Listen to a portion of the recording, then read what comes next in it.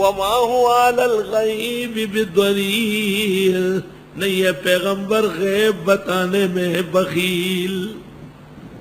غیب سے مراد وہ علوم جو اللہ کے ہاں سے آتے ہیں۔ ذالک من انباء الغیب نوحیہ الیک، ہے تو غیب مگر نبی کے پاس آیا تو وحی بنا،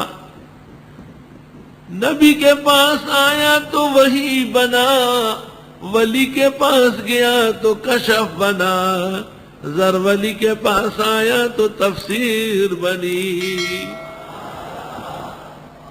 وما هو علی الغیب بضنین، نہیں ہے وہ علم غیب بتانے میں بخیل۔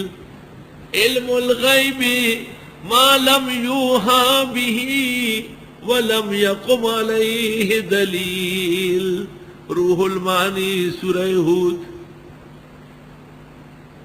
علم الغیب صفت مخصوصۃ بذاتہ، صل الحسام الہندی لابن عابدین الشامی۔